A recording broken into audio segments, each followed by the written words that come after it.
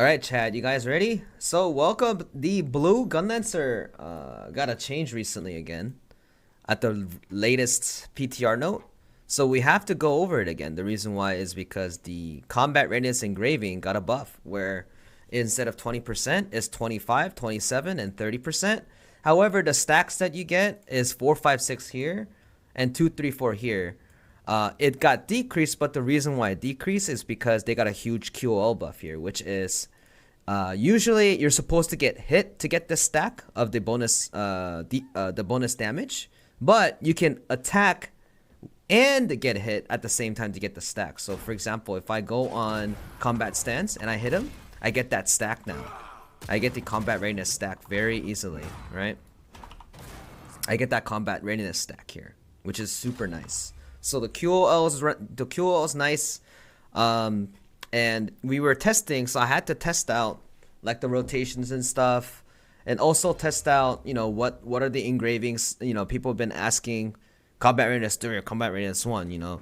I heard that NA West's combat readiness price is increasing all of a sudden. There's a lot of FOMO going there, but here I already did the blue Gunlancer video before, but I'm refilming it here. Okay, so after the Gunlancer blue video, I will also tell you guys the verdict in terms of what build from like red versus blue, like all these things. Like I'm gonna have a conclusion at the end as well, right? Because the red version is already finished because the red doesn't really impact from this change, so I don't need to do it again. So yeah, the red one's gonna come out soon, and there's gonna be a solution of like what kind of builds I recommend, and then this is how you should build red. There's some of the rotations and some of the good stuff that has changed for PTR. So now, starting with combat, the combat stats is super simple. You have maximum spec, and then you have either crit or swiftness. Again, crit versus swiftness. Swiftness is comfy. Crit is higher ceiling, as in you crit higher, so therefore you end up having higher damage because you have a higher crit rate. If you have a comfier version, you're also well off with less cooldown gems, right? With the less cooldown gems if you have swiftness, right? But since you have swiftness instead of crit, you obviously crit less. And the back and forth, if you add into crit, you need higher level gems to compensate the lack of cooldown. However, you have this thing called Nightmare, where Nightmare you can also go to Boundless MP for super fast cooldown on the skills, or for like a rotation itself. The relic set that I recommend here at the change is still Nightmare. There are some other variations, but they're niche. You guys can use the other variations if you guys want to. So to give you guys a little bit of breakdown, no relic set is stronger than 6 Nightmare because of the boundless mana and mana itself. And the reason why some classes don't take Nightmare is because they don't have enough mana skills to they either don't have enough mana to do. For example, like the scouters and shadow hunters, they don't have enough crit rate if they go Nightmare, right? Gunslinger go Nightmare because she has enough crit for it. People who go Nightmare, they have coverage on crit. Yeah, they don't use mana. Shadowhunter and Scout, they don't even use mana, right? So that, and the damage itself is multiplicative. So either way, this is basic knowledge. Out of all relic set, except like a very specific situation for Dominion, Nightmare is the best relic set. It gives you the most percentage in damage. That's why everyone goes Nightmare if you can. But if you can't go Nightmare due to a certain reason, you have options of going Salvation, Hallucination, and Entropy class is just a completely different party. And Dominion is a completely different party too. Okay, let's go over skills first before going over engravings, because you guys would be interested in hearing about the engravings, right? So as for skills, you guys have all the blue skills here. You have you have the shield, you have the leap attack, you have Guardian Thunderbolt, etc. All these things. So the tripods are almost exactly the same. It's just that the Guardian Thunderbolt, only the first row has been changed. And this used to be really bad, RNG related. It just became a straight up damage tripod. So you actually have a better QOL because the damage of the lightning bolt is much easier to land, right? Instead of having 2 thunderbolts and like having RNG related and doing bad damage. As for leap attack, we have a new tripod. This is the shockwave tripod. You used to use the electricity one. This is the electricity one that most people know.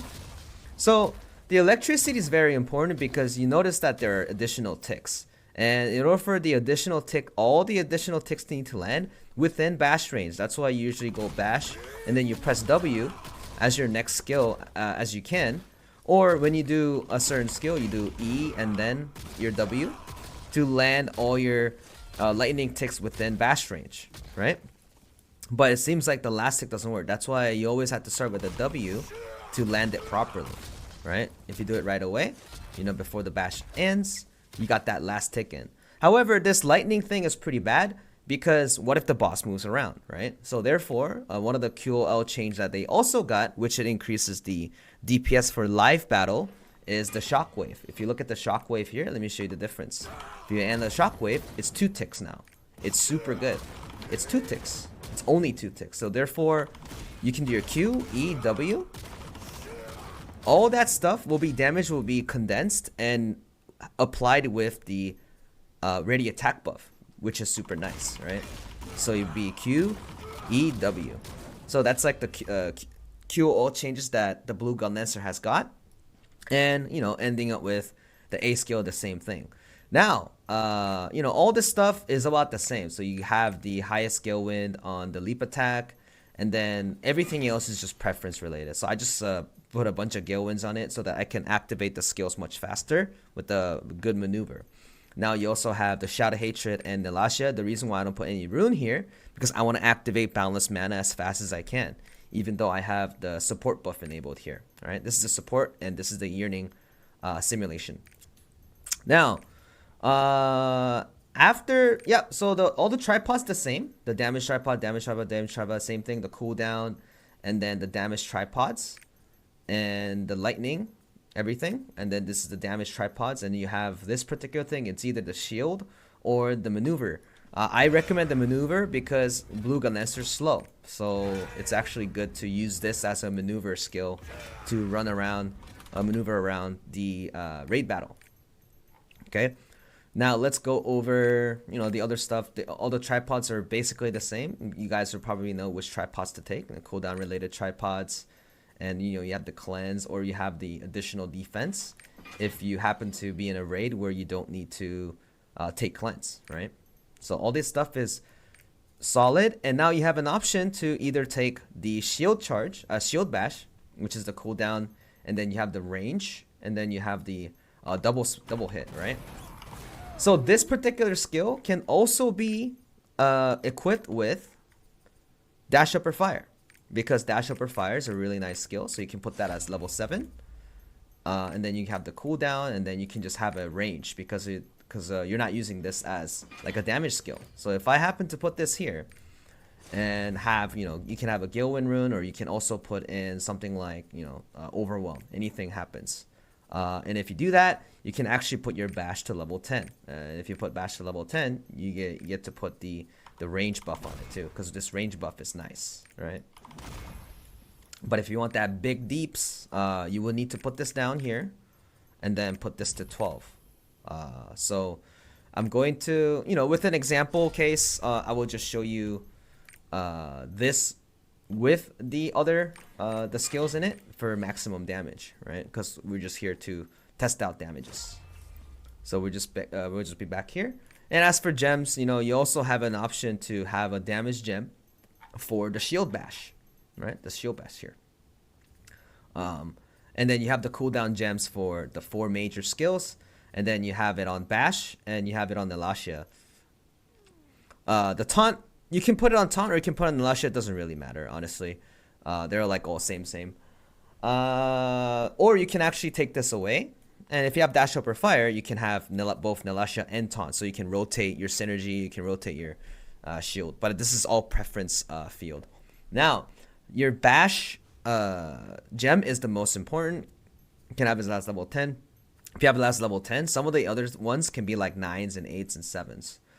But in terms of cooldown gem, having bashed fastest is really important, right? Because you want to rotate bash before you rotate any of your skills. So first you bash, and then you E, W, right? And then you A, and then you wait a little bit, right? And then you your Q, and then you do your W, E, and then your W again.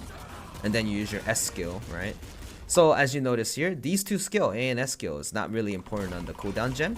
But your W skill and then your Q and E is very important. So you can just put that in mind when you're thinking about what gems to invest on, okay? So that's also a thing. We have covered the skills and gems so far. So the big changes here also, if you have filled up your identity gauge, you can push X button. You can tap your X button to do damage, right? That's like a new thing.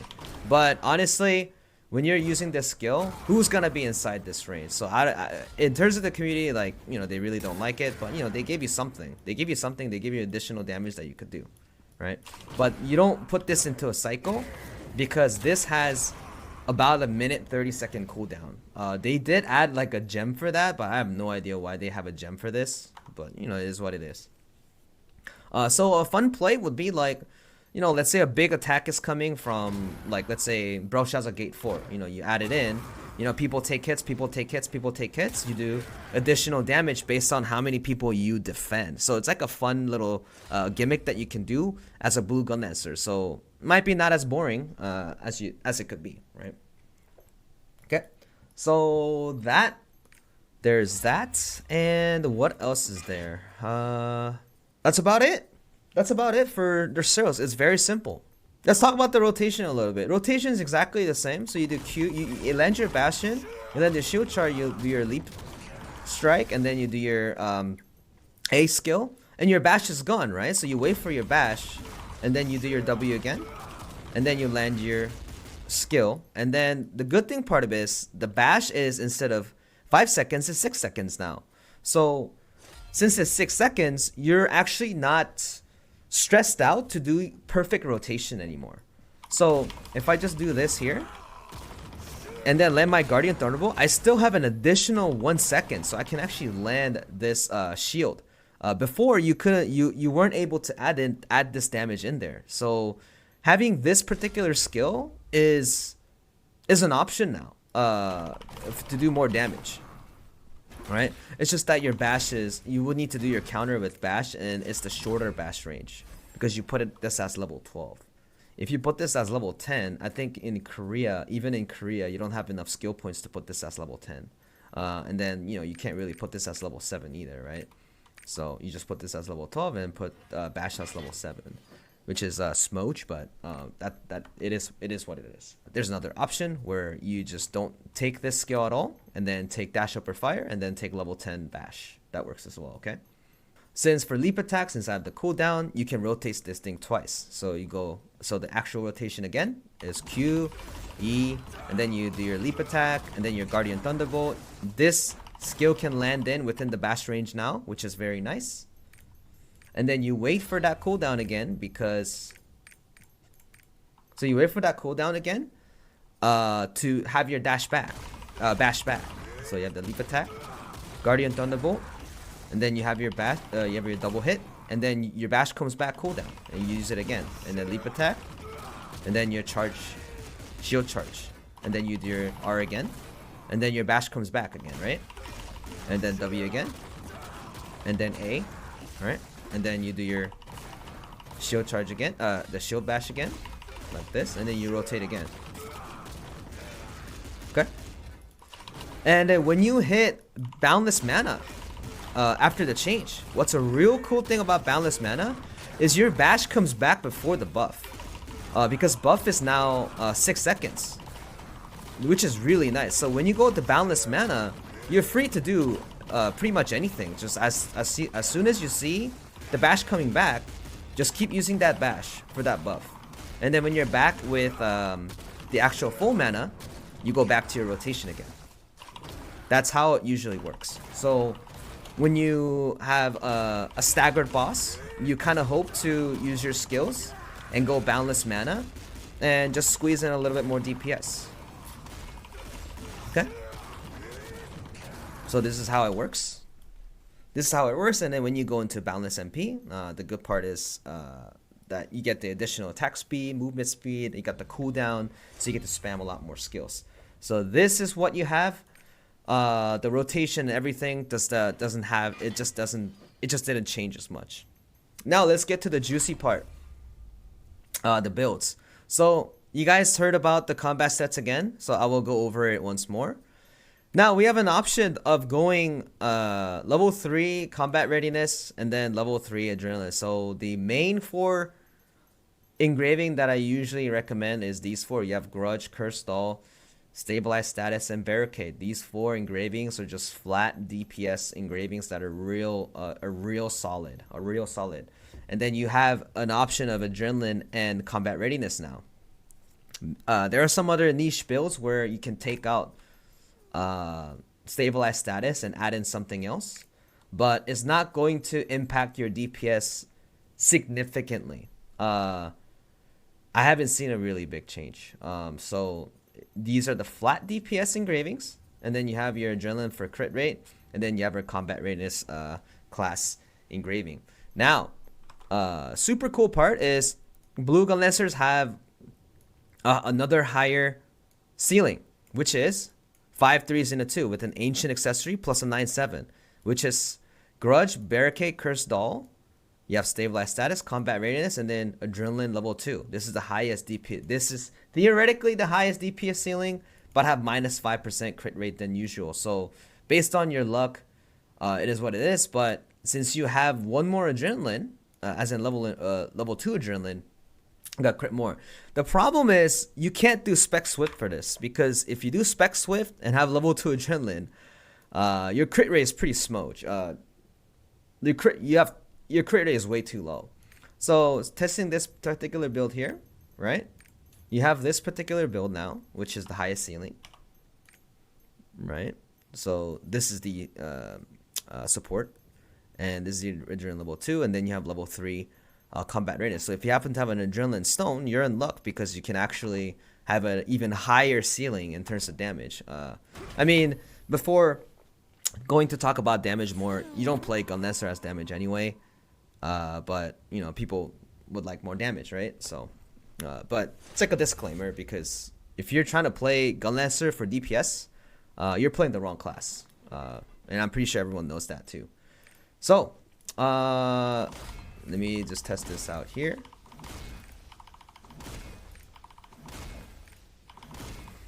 Okay, now let's parse the highest ceiling build.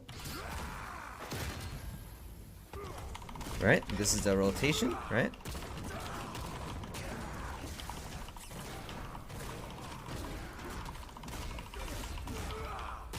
Okay. Hitting boundless mana super quickly. Bash again.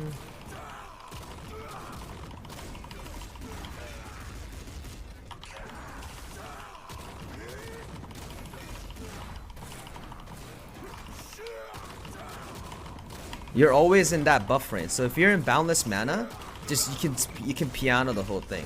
But when you're back from boundless mana, always to make sure to go back into your original rotation, okay? Oops.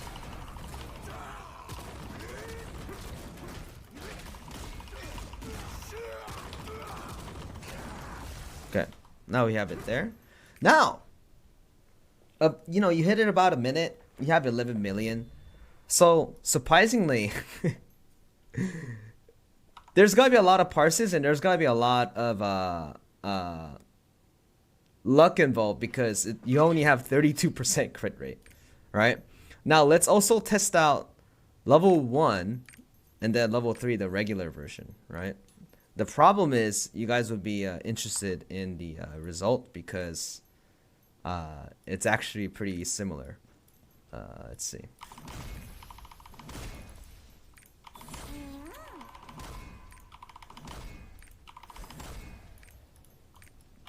So again, disclaimer, like there's a lot of disclaimers, because like because it's also based on, what do you call it? Dating boundless mana here.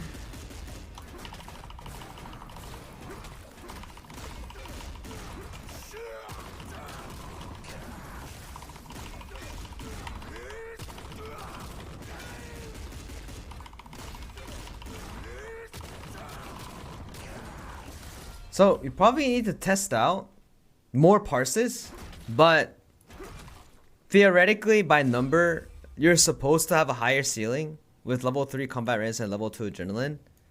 But essentially, they're technically the same. Level 1 combat readiness, right? Level 1 combat readiness, level 3 adrenaline.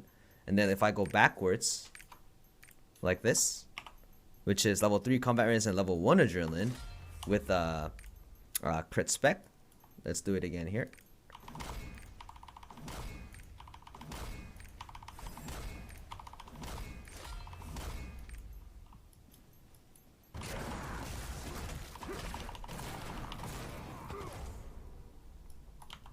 Right?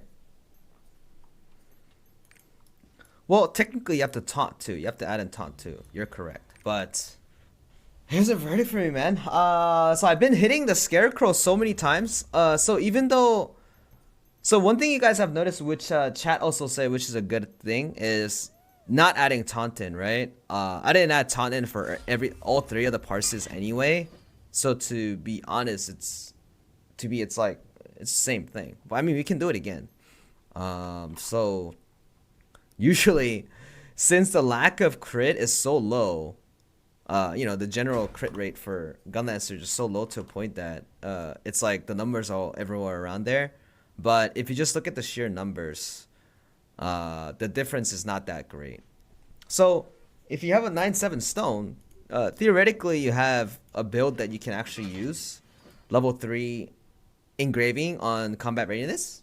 If you have 9/7 stone in general, you have either level 1 adrenaline or level 1 combat readiness. But the problem is, if you just look at the number, technically the advantage of you having a combat readiness level 3 is 11% damage from combat readiness. And as for combat readiness level 1, you have adrenaline for which is a 10% crit and then 4.2% attack power. Essentially, to me, it's like a very minuscule difference. So if you guys would ask me, it's like, if I happen to go blue, would you spend the gold for combat readiness, right? And my answer is, well, if it's cheap, it's a good idea. But if it's expensive, it's no, because it's not going to be a significant, it's not going to be a significant performance increase. If you happen to have a 9/7 stone though, you could have a real cool build, because let's be honest, right? This looks badass. This engraving setup looks badass, right? So I guess that's like an advantage there. But the damage increase overall, is it worth it for the amount of gold that you spend for the 9/7 plus the engraving plus all ancient accessories? I would say no. Because even though the parse has a big difference, I don't think that would be like the case here. So let's do one more parses just in case.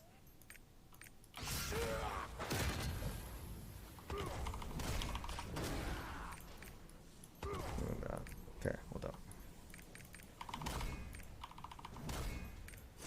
Okay, and then you alt start.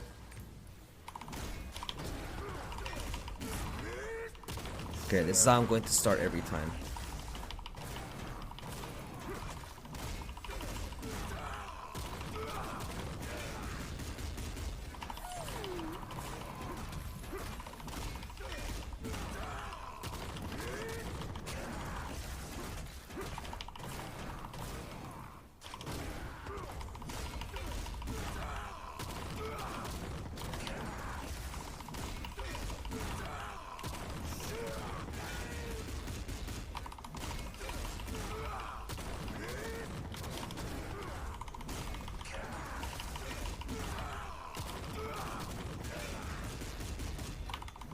Okay.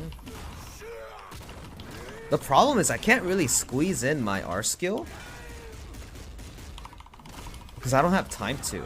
When you hit balance mana or like when you just have like activating skills. So I think having level 10 bash is better because I think the advantage of having the R skill is not as good as you think.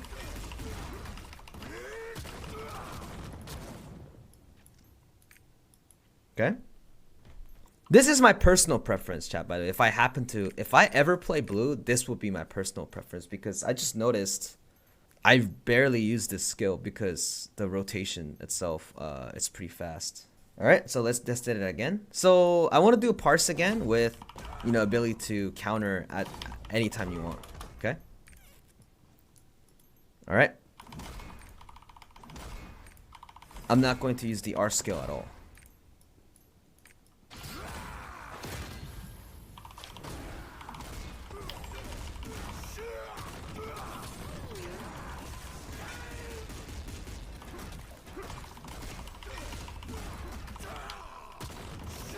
Here's some Nella.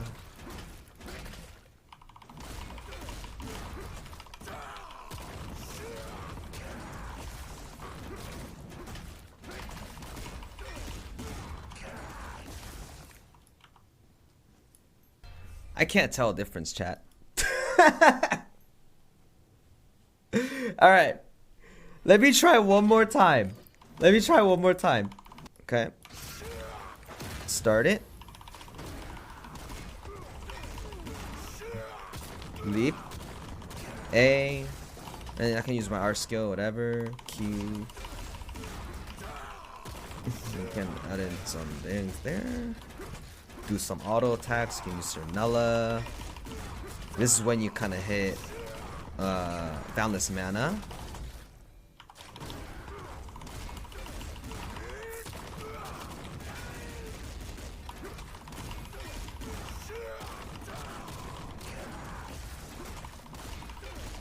So when you hit boundless mana, you kind of like want to focus your attacks on leap and kind of rotate your taunt as much as you can.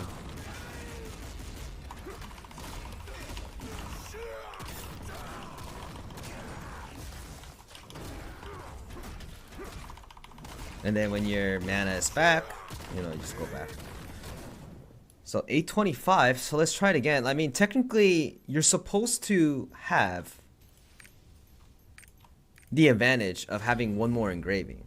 And usually the advantage is 3 to 4%. So when we do the other one with the 5 3s and a 1, you're supposed to do more. You're supposed to do less. So we saw like 825. You saw some 12 million, saw some 13 million DPS.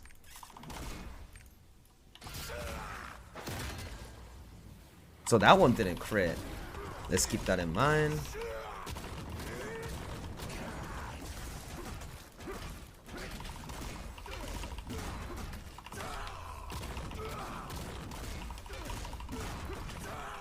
Yeah. So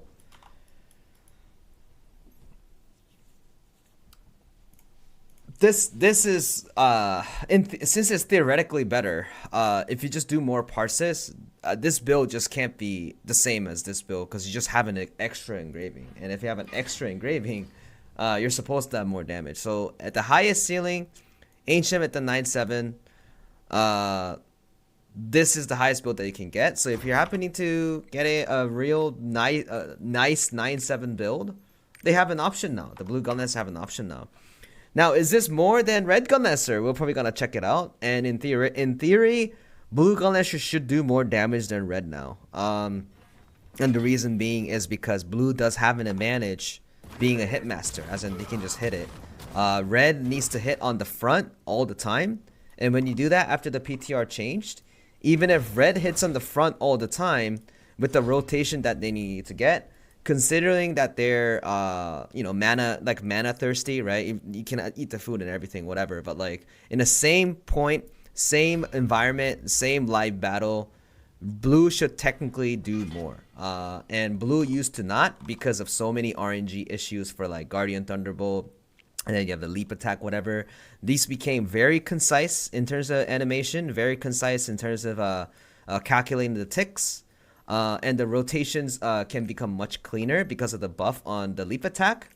And if you build it in a specific way with the level gems that you need, and then if you don't have the level gems, you kind of go for swiftness. Obviously, if you go for swiftness, you do less damage. So if you happen to be playing a build that does a swiftness counterpart, so the highest ceiling you get, you can't do swiftness. You have way too little crit rate, which is the old build where you go adrenaline level 2 and then go spec swift. Like this one just doesn't crit at all because this is literally 10% crit rate. And for this one, it should be around like 30 to like 35-ish. And now let's go down to a more realistic build, which doesn't require 9/7. You do require 9/7 on global because you guys don't have ancient accessories, but when you have ancient accessories, you can have this particular build without a 9/7. You can build it with 7/7s. Now you have a spec crit with adrenaline level 1, and then you have spec crit and spec swift, or these two, and then you have a combat readiness level 1, which is the build that Korea uses still as a blue Gunlancer. This is the build that everyone uses for Gunlancer in Korea. This particular build got a buff because it just got a 5% buff, and since you can activate the combat readiness stuff while doing the attack, this turned into 6% instead of 12. But this 12% was not realistic because there are so many raids you get gauge if you get hit. So this stuff was not a realistic number. Now this is a realistic number. Now you guys gotta get a consistent 6% damage buff, and then you also have another 5%. Therefore you got 11. It's like an 11%, like a default damage buff there. For this case, you go, if you want that higher ceiling, you go crit. If you want that lower ceiling with more comfiness, you go swiftness, right? If I do the swiftness counterpart, obviously you move a little faster. You have faster cooldown, but technically your rotation is still the same. You don't do it any faster like that. It just lands it correctly, right? I mean, you have a shorter cooldown on, I guess, the taunt, right? Like this. The rotation is still the same, but you gotta be critting way less. If you want that comfiness, it's fine. You can use spec swift at the level 1 combat readiness. If you want the higher ceiling, which is about 15 to 20% more crit, you go spec crit at the combat readiness level 1. The counterpart part for this combat readiness with adrenaline 1, you have to go spec crit. This is a side grade, so you don't really need to buy the combat readiness engraving if you're at this area, because the difference between these two are 11% damage increase from combat readiness advantage versus the 10% crit rate plus 3.6% attack buff difference. Like these two are the differences, and to be honest, it's so minuscule to a point that you don't need to swap the back and forth for this. However, you have an advantage of having 50% shield. So let me show you the difference for this. So if I turn on the shield at maximum, there's 151k. So you guys saw at that max shield, combat readiness level 1. If I turn on my combat stance, it's about 151k. If I put it to 3, if I put it on combat readiness at level 3, you have what? 174k. So you're tankier, 20% tankier. Is that important? Is that important for you? If the answer is yes, maybe this is like a alternative choice for you. If you happen to be in a situation, of having a specific accessory that you need to keep, this is a choice that you do. But this is not a FOMO moment to buy the engraving at all, because it's not a huge difference in damage. It's not a huge difference in everything else that you require from you to do. Now let's go down again, right?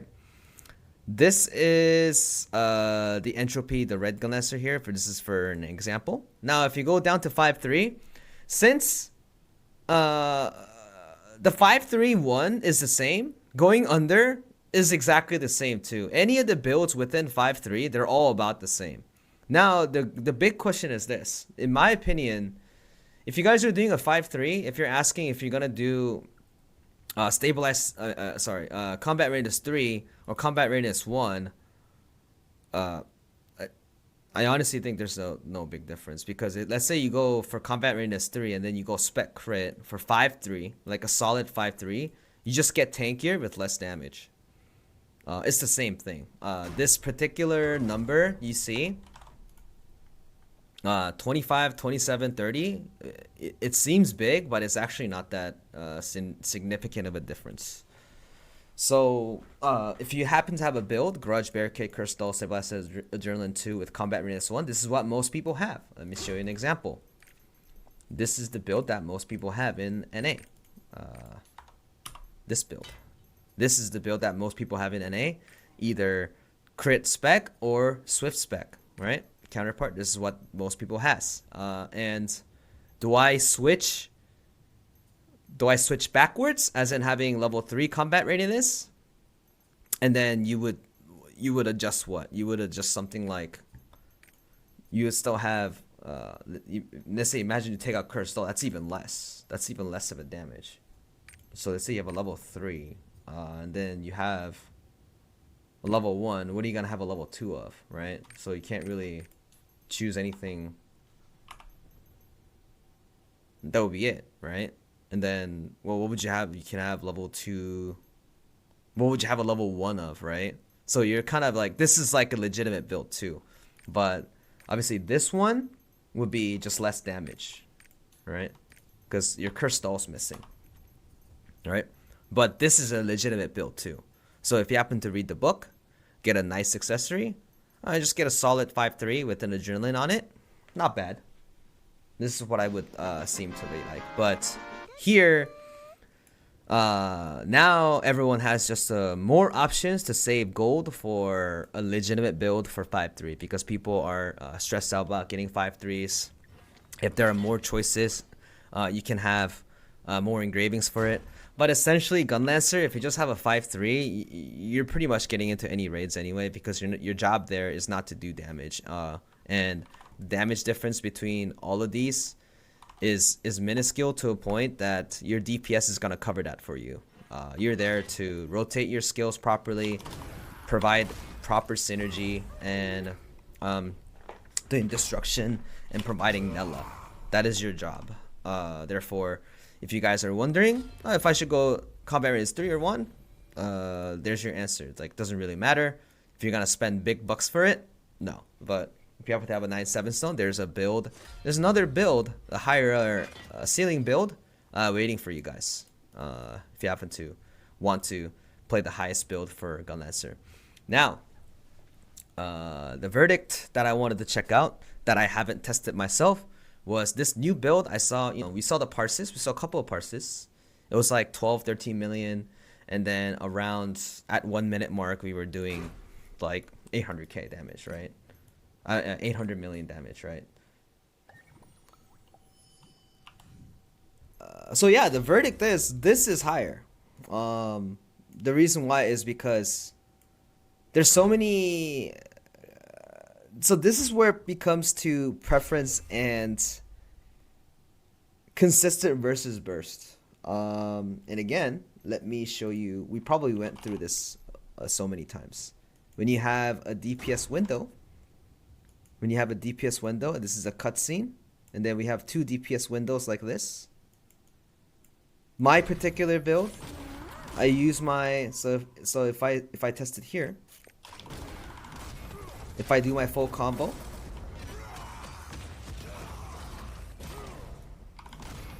in 10 seconds, right?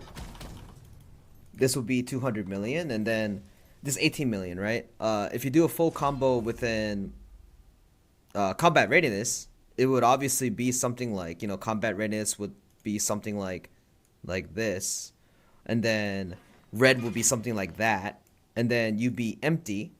And you'll be also empty, and then you'll be going up like this again, and then the red will be going up like that, right? It's just that difference. But the thing is, if the fight itself is continuing further and further and further. Further and further and further. Like, but the fight is longer. Obviously, this line of being the consistent damage is going to catch up, because the red is going to be pause, burst, pause, burst, pause, burst. Okay? So, overall, the big picture, right? Blue is supposed to do more damage. And it used to not, because it was so smooch. But with all the QOL changes, with the specific changes on tripods, the animation, the concise of movement, and the sheer boost that the bonus damage that they got, and the option of having the higher engraving, because red Gunlancer can't do, well, technically you can have level 2 adrenaline as well, but that's just additional crit rate for you to add, and then you just add more swiftness on this. But the biggest problem for red Gunlancer is mana. You always run out of mana. Even if you eat food, I still run out. You don't have unlimited for it, because your fire bullet just keeps on using mana. So with that, since this is very specific, this is a very specific burst mode for Gunlancer, right? And the reason why I'm still playing red is because I think red is more fun. But if you guys are interested in what does more damage now, what does red do more, does blue do more? Blue does more. That is the conclusion. Okay, so this concludes both red and blue Gunlancer and my thought process for it. Hope you guys learned something from this. Made you a decision if you want to play red or blue. My red video showed you the proper rotation. Blue build, you also saw the rotation and the build examples that you should use. Anything else out of this is a niche build that I think. And if you guys think that's better, you can use it if you want. I'm not gonna stop you for it, but at best, it's not significantly different than what I have listed for you guys. So this chart, even though it's kind of hard to read, it's going to be on the YouTube description, so you can take a look at this for reference and choose your build properly. And again, I wanted to end it with this comment: if you are playing Gunlancer as a DPS, you're playing the wrong class. With that being said, this concludes the review of Gunlancer. Detailed review of Gunlancer, both red and blue. Thank you guys. Bye-bye.